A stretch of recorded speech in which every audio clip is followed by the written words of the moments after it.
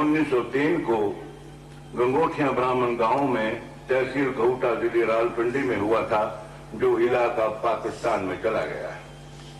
इनके पूज्य पिताजी का नाम पंडित गौरी शंकर और पूज्य माताजी का नाम श्रीमती गणेशी देवी था। इनके दादा पंडित सुंदरदास सही अर्थों में संत थे। 120 वर्ष की आयु में भगवान का भजन करके प्राणों का त्याग किया था। इनको विराग हुआ था। कैसे? इनके दो बेटे महाराजा रणजीत सिंह की फौज में से पेशादार थे। जब उनकी मृत्यु हो गई, इनको बड़ा भारी वैराग हुआ। ये फिर जंगल में रहने को ढूंढ ढांड के लाए, फिर ये गांव में अपने बाहरी कोठिया बनाकर भजन करके इन्होंने 20 साल की उम्र। महाराज जी के पिता का देहांत 4 वर्ष की आयु में हो गया था। महाराज जी सरदार सुजान सिंह रईस आजम रावलपिंडी के कार मुख्तियार थे। सरदार जी को इन पर बहुत विश्वास था।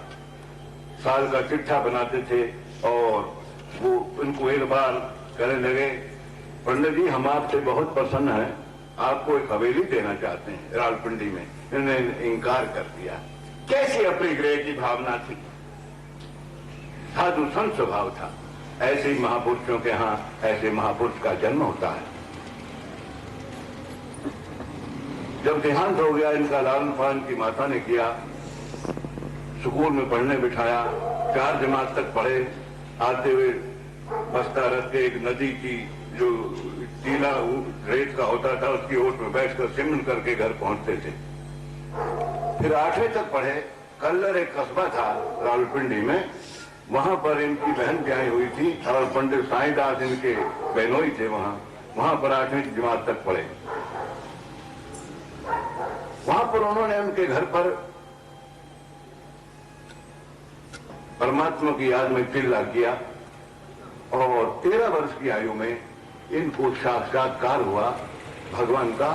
और फिर ये महामंत्र प्रकट हुआ जिसको आप पढ़ते हैं, ओम ब्रह्म सत्यम निरंकार अजन्मा द्वैत पुरुष का कल्याण मोदित परमेश्वराय नमः। 3 दिन तक आता रहा, लिखते रहे। आज ये संगत का महामंत्र है।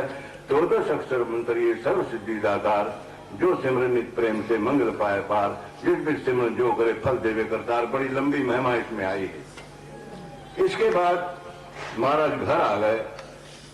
घर वालों ने जोर दिया कि भाई कुछ काम करो, खाने पीने का सिलसिला बने। खटिया भी लगाई गई पर फेल हो गई। प्रभु की याद करने वाले ऐसे काम में नहीं फंसते।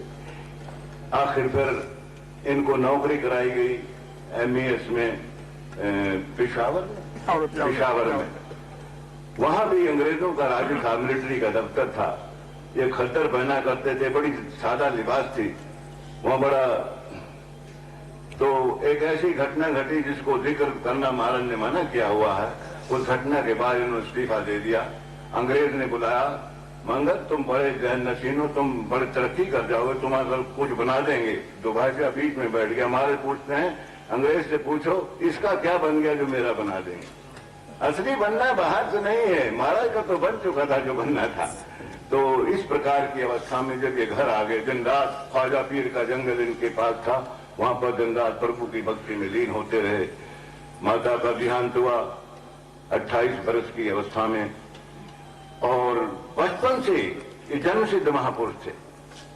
जब स्कूल में जाते थे, माँ इनको पराठे देती थी। बातें छोटी हैं पर गहराई की हैं। वो गरीब बच्चों को खिलाकर उनकी सूखी रोटी खा लेते थे। माता ने बहुत बढ़िया कोट पहनाया, वो कहते हैं उसका जरी का, एटलस का। वो एक गरीब बच्चे को पहना दिया, फटा कोट पहनकर घर आ गए। बचपन से जन्म सिद्ध महापुरुष थे। 3 साल की अवस्था थी तो ये चारपाई पर उठकर बैठ जाते थे प्रभु की याद में। माता बड़ी चिंतित होती थी, मंगत तबियत तो खराब नहीं है। तो माँ को फिर मना करते, माँ लेट जाती, फिर वो लेट। ऐसे एक दिन उस उठ के अंदर से रोशनी सी निकली, महापुरुषों के शरीर से निकलती है, और वो अंदर में जो नाद बज रहा था उसकी आवाज आई। माँ कहने लगी, मंगल के बाजे कैसे बज रहे हैं, ये रोशनी कैसी? महाराज ने कहा, माँ सो जाओ, कुछ ऐसी बात नहीं, मेरा पीछा मत करो, अगर पीछा करो मैं चला जाऊं। माँ डर गई। तो इस प्रकार की अवस्था थी। और उसके बाद जब माता का देहांत हो गया, बहनें आई थी कहने, मंगल ताले लगा लो। क्या ताले की जरूरत क्या, खोल दो। सीधे घर छोड़कर पहला इन्होंने प्रवचन किया था चिनारी में जो आजाद कश्मीर में इलाका चला गया। उसके बाद ये वाया कश्मीर पाकिस्तान जब बन गया तो वाया कश्मीर ये हिंदुस्तान में आए और यहाँ पर जगाधरी में इन्होंने हेड ऑफिस बनाया है और 25-30 आश्रम बन चुके हैं। सारी आयु में 800 लोगों को शिष्य बनाया था। अब संगतें बढ़ रही, प्रचार हो रहा। बाकी 2 ग्रंथ ने निर्माण किए हैं। ये ग्रंथ जो है श्री समता प्रकाश 1275 पेज का है और समाधि की अवस्था में आया करता था। रात्रि को फिर वो भगत जी इनके लिखा करते थे। दूसरा श्री समता विलास है जो उनके लेखों का संग्रह है। दोनों ग्रंथ जो हैं अध्यात्म और धर्म के रास्ता बतलाते हैं। इनको आप खरीदें, पढ़ें, इसमें सारा ज्ञान भरा हुआ है। अब महाराज का एक तो बाहरी जीवन था। इनके जीवन की 2-4 घटनाएं सुने। जन्म सिद्ध महापुरुष, बड़ा सादा लिबास था इनका। एक खादी का कुर्ता में एक बटन होता था। पहले सलवार पहनते थे, पर जब इनको उनके परम शिष्य मिले ना कबीर गद्दी के, उन्होंने महाराज आप गुजरात में आए हैं, लोग जब सलवार आपके देखने समझते मुसलमान कौन आ गया, तो उन्होंने धोती पहनने की आग्रह किया। तो महाराज ने कहा धोती हमें कौन देगा, कहते जब तक मैं जिंदा हूं धोती देता रहूंगा। कितनी बड़ी बात है। फिर धोती का तहमत और कुर्ता, सिर पर पगड़ी और सर्दी में गर्म चादर और गर्मी में सफेद चादर, ये इनका लिबास था। देसी जूती, हाथ में लाठी, ये इनकी जायदाद थी। एक लोटा होता था इनका जो भगत जी जिसमें दूध पिलाया करते थे और एक वस्त्र उनके पास होता था। बस ये जायदाद थी। रात को सोना ही नहीं, बिस्तर की जरूरत ही नहीं थी। सारी रात जानवरों के भी घोंसले होते हैं, रात को घोंसले में चले जाते हैं, परंतु ये सचपुच का कोई ऐसा नीड नहीं था। शायद 2-4 रातें इनकी आसमान के छत के नीचे कटी हों, बाकी सारी जिंदगी आसमान के तले। जब अम्बाला में ठहरे हम देखा करते रात के 11 बजे ये बाहर निकल जाते थे, जाकर किसी जंगल में पेड़ के नीचे समाधिस्थ हो जाते थे। सवेरे 6 बजे फिर आसन पर लौट कर आते थे। न साबुन, न तेल, न तौलिया, न कोई ऐसी चीज है ही नहीं।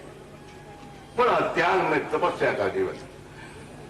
अब एक बार महाराज 1953 की बात है, जगाधरी में सम्मेलन हो रहा था, संगतें आई हुई थी। प्रोफेसर देवराज इनके कमरे में पहुंचे सुबह 6 बजे। ये जंगल से आए थे तो बैठ गए चुपचाप। महाराज पूछते प्रेमी क्या सोच रहे हो? उन्होंने कहा महाराज कुछ नहीं, पर बात कहना नहीं चाहते थे। तो महाराज कह रहे हम बताएं तुम क्या सोच रहे हो? सत्पुरुष तो अंतर्यामी होते हैं। तुम सोच रहे हो गुरु ने कोई मौजूदा नहीं दिखाया, चमत्कार नहीं दिखाया। उस समय गुरु क्या कहता है? तुम्हें भूख सताती है, इनको भूख नहीं सताती। तुम्हें प्यास सताती है, इन्हें प्यास नहीं सताती। तुम्हें नींद सताती है, इन्हें नींद नहीं सताती। ये क्या कम मौजा है? पर तुम क्या चमत्कार देख रहे? क्या कहो तो अभी शेर खड़ा कर दे, हाथी खड़ा कर दे, बाहर नदी चला दे, पर ये सब चीजें तुमने देखी हुई हैं। तो ये क्या कम चमत्कार है? तो ये इनकी बात है। बाकी सत्पुरुष जितने भी हुए हैं उनके जीवन की सबसे मार्मिक घटना क्या होती है? वो अपने कातिल को भी माफ कर देते हैं। गुरु अर्जन देव को तख्ते तौर पर बिठाया जा रहा है, गरम गरम रेत जा रही, जून का महीना है। मियां मीर पास खड़े, पीर जी बड़ी तकलीफ हो रही, कहो तो लाहौर की ईंट 1:30 बजे, नहीं तेरा भाना मीठा लागे। उस कातिल को भी माफ कर रहे हैं। ये सत्पुरुषों की सबसे बड़ी पहचान है। इतने बड़े महापुरुष ये थे। और तो इनकी भी घटना है। बटौर की पहाड़ी पर तप कर रहे थे। मुसलमानी इलाका था, चंद घर हिंदुओं के थे। वहां एक मुसलमान पीर रहता था, जो भी हिंदू पीर आता था बड़ी दुश्मनी करता था, बड़ी जलन थी उसके अंदर, ईर्ष्या थी। उसने अपने मुरीदों को कहा रात्रि को इस फकीर को खत्म कर दो। कुल्हाड़ियां लेके वो पहुंच गए। इनके यहाँ 3 बार वार करते हैं।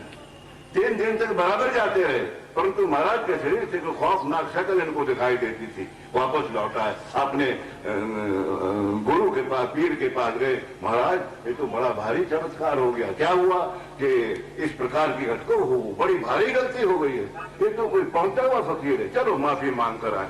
सबके सब वहां पहुंचे, महाराज को सारे हालात बताए तो महाराज थोड़ा मुस्कुराए।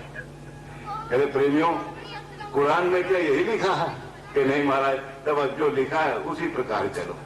कहते जब तक गंगोटिया में यज्ञ होता रहा, वो तमाम उस इलाके के मुसलमान जो थे उस यज्ञ में आते रहे। फिर एक प्रेमी वहां बैठा था, उसने कहा महाराज कि आप खौफनाक शक्लें भेजते थे कि नहीं? बड़ा साइंटिफिक उत्तर दिया महाराज ने।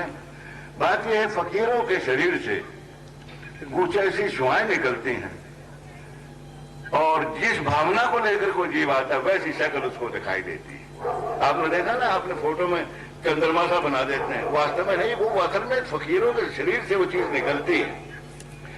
तो रामायण में भी जाकी रही भावना जैसी, ब्रह्म मूर्ति तिन जैसी थी। तो ये क्षमा करना बड़ा भारी गुण है सत्पुरुषों का। ईसा को सूली चढ़ाया, कीलों को टोपा बनाया, तब उससे कहा कि ऐ खुदा, इन बंदों पर रहम करना, ये नहीं जानते अज्ञानता में क्या कर रहे हैं, यानी उनको भी माफ कर रहा है। तो बड़ी कहानी सत्पुरुषों की है। समय समाप्त है।